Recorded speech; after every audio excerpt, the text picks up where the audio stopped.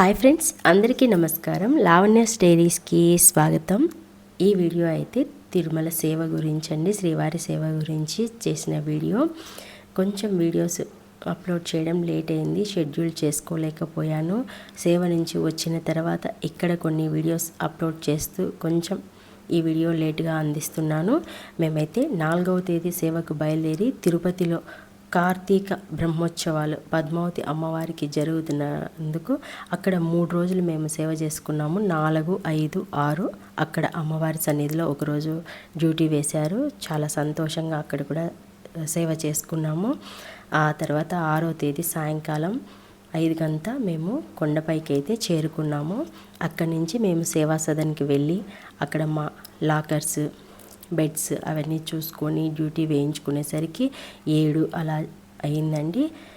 అప్పుడు extra duty ఏమైనా చేయాలనుకుంటే చేయమన్నారు, కానీ కొంచెం అలసిపోయి మేము చేయలేక ఎర్లీ మార్నింగ్ 7 కంతా వెళ్ళి అక్కడ జీడిపప్పు వల్చే సేవని మాకు డ్యూటీని వేశారు. అక్కడైతే మా డ్యూటీ చేసుకున్నాము. ఇలా చాలా సేవలు అయితే చేసుకున్నాము. నారాయణవనంలో పూలు అల్లడం కానీ, లడ్డు కౌంటర్ దగ్గర కానీ, వెంగమాంబ దగ్గర కానీ మాకు వేసిన డ్యూటీ అంతా చేసుకున్నాము. వీడియోస్ అయితే అన్ని చోట్ల చేయలేకపోయానండి. ఎంత వీలైతే అంత కొండపైన మేము స్వామిని స్మరించుకోవడానికే చూసాము, డ్యూటీ చేసామా. ఖాళీ సమయాల్లో ఏదైనా చూడవలసిన ప్రదేశం ఉంటే చూసుకున్నామా, లేదంటే సేవా సదనికి వచ్చి హాల్లో ఇలా స్వామి భజనలు, గోవిందనామాలు చేసుకుంటూ చాలా సంతోషంగా అయితే మాకు ఈ సేవ జరిగింది. ఈ సేవ లభించడం కూడా చాలా ఆనందంగా అనిపిస్తుంది. అలాగే మాకు సన్నిధిలో 2 రోజులు డ్యూటీ పడిందండి. ఆ 2 రోజుల్లో నాకైతే ఒకరోజు హుండీ దగ్గర పడింది, ఇంకొక రోజు బంగారు వాకిల దగ్గర పడింది, ఇంకా కొంతమంది సభ్యులకైతే సన్నిధిలో పడింది.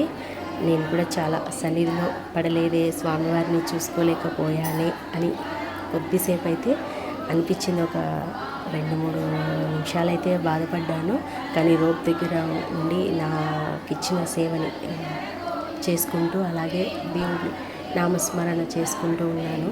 అప్పుడైతే ఆలయ సిబ్బంది వచ్చి ఒక 2 అవర్స్ నా డ్యూటీ అయిపోయిన తర్వాత, అమ్మ సన్నిధిలో వచ్చి నువ్వు చేసుకొని సేవ అని నన్ను నిలబెట్టారు అక్కడ.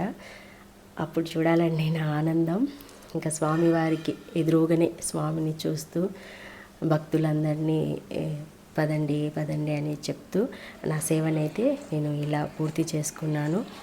మనసులో నేను స్వామిని దగ్గరగా చూసుకోలేకపోయానే అనే ఒక చిన్న బాధ స్వామికి వినపడిందో ఏమో తెలియదు, కానీ నాకైతే అవకాశం ఇచ్చారు. ఇప్పుడు తలుచుకున్నా నాకు చాలా సంతోషం అనిపిస్తుందండి. చాలా బాగా చూశాను స్వామిని.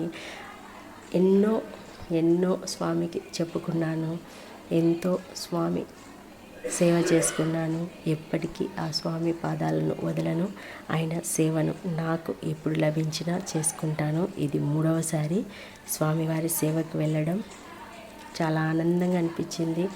అందరం ఇలా సరదాగా బాగా ఎవరికి తోచిన పాటలు వాళ్ళు పాడుకుంటూ భజనలు చేసుకుంటూ ఎంత అసలు 7 రోజులు అప్పుడే అయిపోయాయా అనిపించిందండి.